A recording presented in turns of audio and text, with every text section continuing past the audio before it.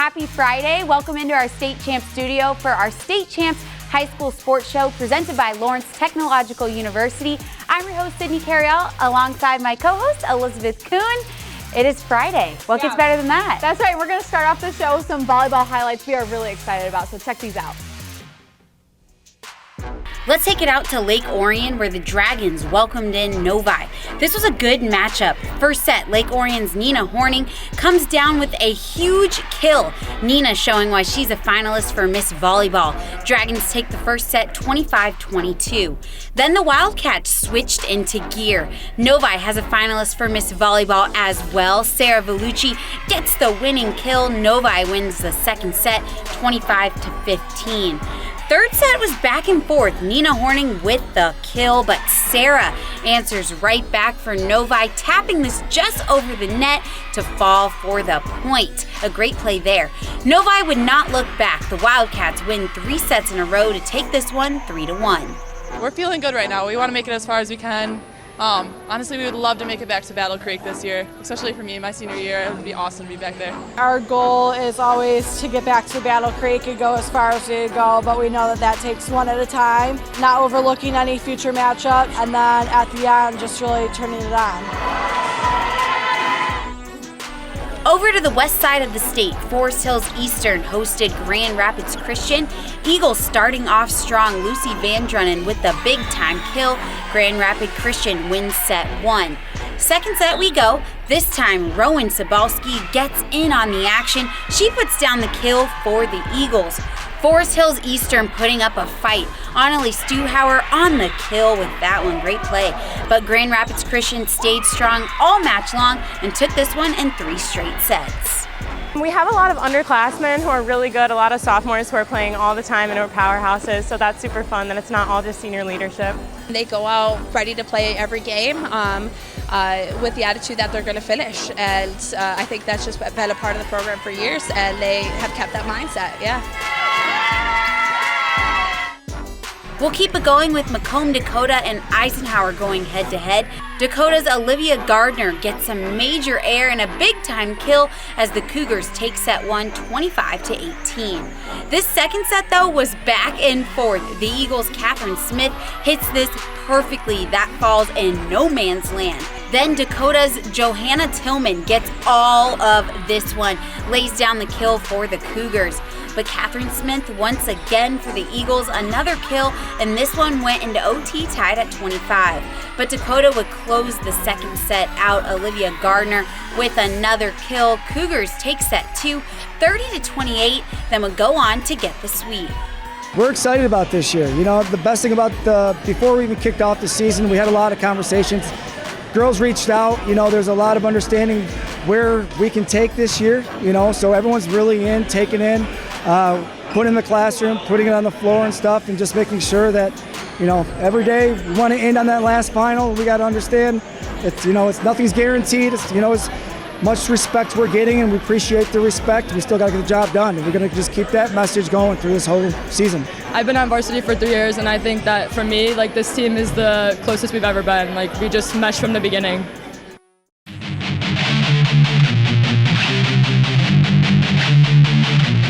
Hey everyone, it's time to give you an update in our State Champs Mr. Football race presented by Hungry Howie's Sean Belige, and of course, each and every week here to break down one of the candidates. Now, we want to let you know we have a shakeup in the race. Kamari Anderson from Cass Tech, a great player, could play his way back into this competition because right now could not leave this quarterback out of the competition any longer. No way, no how, and we say it every year, and we're proving it to you so far this year.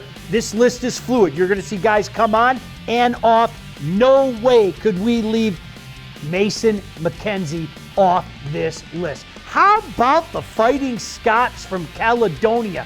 Fantastic start, big win over North Farmington, and McKenzie led the way. How about these numbers? 174 yards passing in 2 scores, 154 on the ground with 3 more scores. Oh, by the way, that was just in the first half. Took it to the house the first play of the game.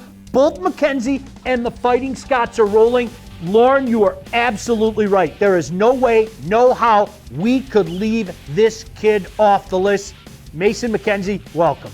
The Fighting Skull. Love that name. Congratulations, Caledonia. You guys are off to a great start. Congratulations, Mason. And one thing we want to let you know is that maybe you're not aware that, hey, there's a fan contest that's involved with the Mr. Football Award, and we do it each and every year. What you do is go to our website, statechampsnetwork.com. You click on the Mr. Football banner. You see the list of 10 candidates, and you vote for your guy. You can do it as often as you like. It's important that you vote for a couple of reasons. Number one, the leading vote getter, who is Parker Pico right now from Rochester Adams. No matter what happens to him, even if he was injured this week, we can't take him off the list. He's still in the running because he's the leading vote getter. Also, the leading vote getter at the end of the regular season, when we start moving into the playoffs, we freeze our top 10, and then we get into the Final Four selection. The leading vote getter is automatically into the Final Four no matter what. So you have a say in what we consider the greatest award in Michigan high school football. So go ahead and vote often at statechampsnetwork.com. Time now to take a look inside Lawrence Technological University. One of the great advantages students have at LTU is never feeling lost or unattended to. Lawrence Tech offers several services to help maximize a college education. The Academic Achievement Center is a support hub for Lawrence Tech students and faculty. Students come to the AAC to get help with homework or test preparation, compare notes, meet with study groups, or seek that needed motivation boost. The AAC is simply a welcoming place, ready to help you with whatever you need. Do yourself a favor. Consider Lawrence Technological University. Schedule a tour today. Head over to ltu.edu right now. Here at State Champs, we cover all sports, and we're going to start with soccer. I'm Kevin Czerzinski, and we go to Novi as these two teams both ranked in the top 10. Detroit Catholic Central, number 1 in the state, and they hosted 6th-ranked Troy Athens on a beautiful Tuesday night.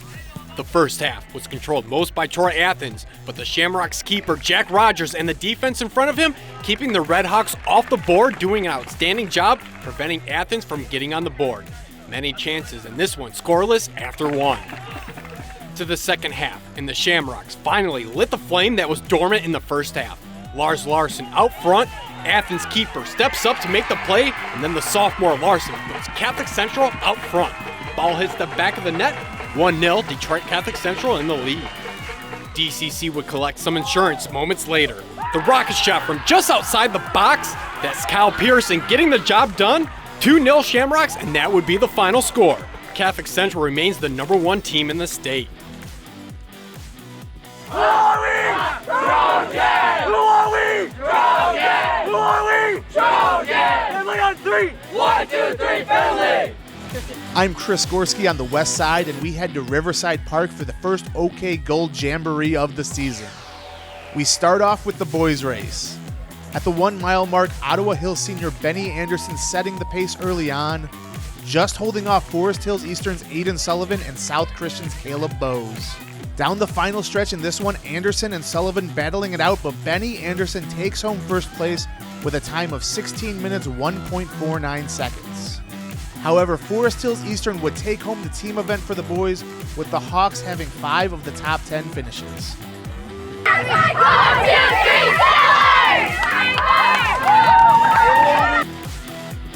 Next, we move on to the girls' race.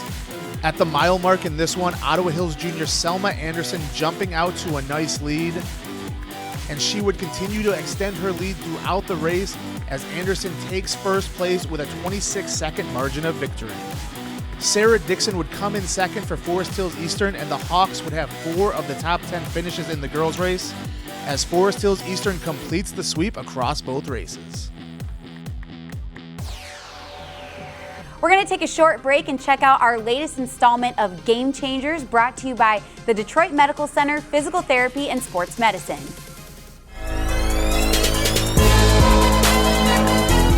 Hi, I'm Laura Ramus with DMC Physical Therapy and Sports Medicine with today's Game Changers Pop Quiz. True or false, your warm-up should be the same no matter what sport you play. The answer is false. The goal of the warm-up is the same. It's to prepare that body for your sport by increasing your heart rate, increasing your breathing, your blood flow, increasing your body temperature. But it differs from sport to sport. Your warm-up exercises should be specific and mimic the movements of your specific sport. Do you have a sports injury, or are you just looking to take your game to the next level? Then go where the pros go. DMC Physical Therapy and Sports Medicine. For immediate care, call 313-910-9328 or visit dmc.org/gamechangers.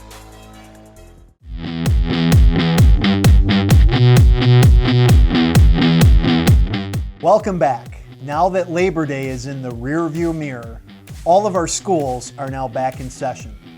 Fall sports, believe it or not, are actually reaching the 1/3 mark of the season, with sports such as tennis and golf closing in on tournament time already. We have a brand new, user-friendly website that will make it easier for you to check out scores and schedules. The new site also works much better on your mobile device. For sports like soccer and football that utilize playoff points or Michigan power ratings, those results are updated in real time. You can see teams go up and down in the rankings as final scores get entered. The web address is the same, but we'll hope you'll really like the new and improved MHSAA.com. Also on the site, our celebration of the 50th anniversary of Title IX continues. Each week, we highlight those who have helped set the standard of girls' high school sports in Michigan. It's a wonderful feature and celebration that looks back at our history and also looks forward to those who will inspire the next generation. Check it out the next time you're at MHSAA.com. It's great to be right back in the mix for another exciting fall of high school sports here in Michigan. We hope to see you out at a game very, very soon. Thanks for your attention and support of the MHSAA and high school athletics here in the great state of Michigan.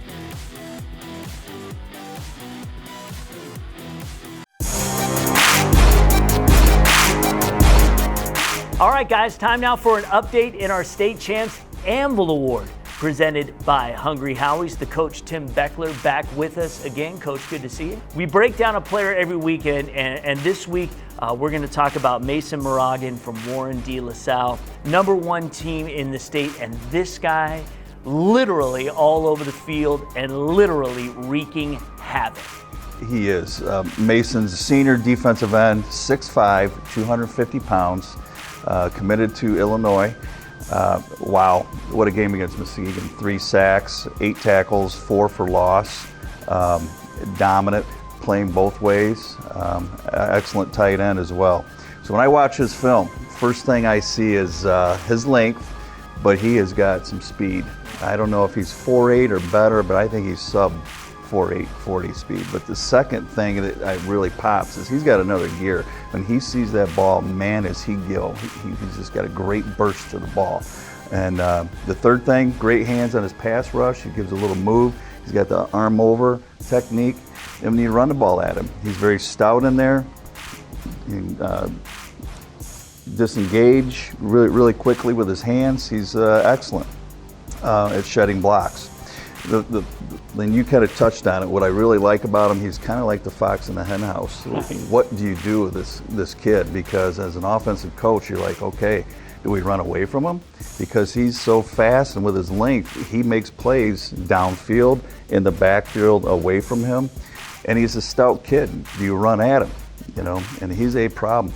Well, you know, the other thing that is interesting about Mr. Mason is that he also contributes on the offensive side of the ball. Had a diving touchdown catch late in the third quarter in the victory, the 49-16 win over Muskegon. And that leads into our question this week. And every week we ask Coach Tim Beckler, you know, Hall of Fame coach and coached at Canton for years. And, you know, on this particular situation is when you have a guy who is as celebrated as Mason is, you need him on the defensive side of the ball. You need, you know, if De La Salle and especially the schedule they play, if they're going to have success, if they can pressure the quarterback, they're going to have a chance every week. But also he's contributing on the offensive side of the ball. So it's a little different when you have a guy playing two ways, not just offensive line, defensive line, but a guy who's actually running routes, making catches, getting hit. How do you coach that? Well, first of all, he's a two-way player, so he gets it. He's got great savvy. He's a great football player. So to the coach, do not beat him up in practice. He doesn't need to see all the reps on offense and defense. He gets it. He needs reps, but not all the reps. And then the next thing is he needs, and they all do, they need to drink a lot of water during practice, after practice, and they've got to lift throughout the season. They need to lift heavy because you can see it if they don't. They lose weight, they lose strength, and you want to be at your strongest at the end of the season. And then finally, when it's game time, okay, you got to be smart. It's like, yeah, we need to score here. He's got to be in. But I would never rest him on defense, only on offense. And even if your backup's not that great behind him on offense, put that kid in, let him rest, let him get water, and run a play that's away from him, But do not rest him on defense. Thank you very much, Coach. And hey, guys, you can vote for your favorite candidate by going to statechampsnetwork.com. The Anvil banner is here right on the homepage. Click on that. You're going to see the list of top 10 candidates we have in the running right now. And then you can vote for your favorite. Most important thing to remember is that the leading candidate can never be removed, and the winner at the end of the competition will have an automatic bid into the Final Four. So if you support your guy, support him by just taking some time and voting for your guy. Now, we may have some shifts that happen in this race. Some guys might fall off, some guys may play their way in. That's the nature of this particular competition. But again, we're proud that we're honoring the linemen and the linebackers, and we're going to see how the rest of this season plays out. Good luck in week 3. We have a lot more games to get to, so let's kick it back out to the soccer field. I'm Greg Molson at Pontiac Notre Dame, where the Irish were hosting Detroit Country Day in a rematch of last year's district final. Defense, the story in this one. Check out DCD's Andrew Brentano taking it away from Jack Mueller. At the other end, it's Brentano on the offensive with a shot for the Yellow Jackets, but Owen Theme in perfect position to make the easy save. Will Lanham has a great chance for the Irish in the final minute of the first half until Finn Hounsell comes flying out, keeping the game scoreless at halftime. We had more of the same in the second half as the ball bounces over the foot of Ben Farah. Then it's Joseph Liperato shooting it wide right. Farah with another chance for the Jackets, but it's too high. And finally, it's Hounsell with one more save for Country Day as this one ends in a scoreless draw. Both coaches pleased with their team's defenses and expect to meet again in the postseason. I think we both know. I think that both of us could beat the other team, and we just gotta see what we got, and then we'll game plan in about a month and a half, probably. We hope. It helps us confidence-wise. So I learned that they're confident, but yet in big moments we're panicking a little bit, making some silly mistakes and poor decisions in transition. But that can all be fixed. That's why we play these games, to kind of tweak and correct. Hopefully in October they don't make those mistakes. I'm Chris Gorski, back on the west side of the state. We head to Broadmoor Country Club for the Caledonia Jamboree. On number 11, we see East Kentwood Jr. Elise Fennell drain the long birdie putt. She finished third individually on the day at 1 under par, while the Falcons finished fourth as a team. On hole 12, Copeland O'Crangley makes the par putt. The Caledonia sophomore would finish second individually at 2 under, as the Fighting Scots took third place overall. Back on 11, Ava Gardner, a sophomore from Hudsonville, makes par as the Eagles would finish in second place. But the day would belong to Rockford. On the 12th, Rams Jr. Jessica Jolly makes the birdie putt. On the 13th, Jolly makes par. She finished first overall at 3 under par, and Rockford wins the team event by 21 strokes. State Champs covered 6 football games from around the state, and it was super exciting. We've got those highlights coming up. Yes, and remember, you can check out all those highlights and other games from around the state on Overtime, powered by State Champs on Bally Sports Extra. So be sure to tune into that.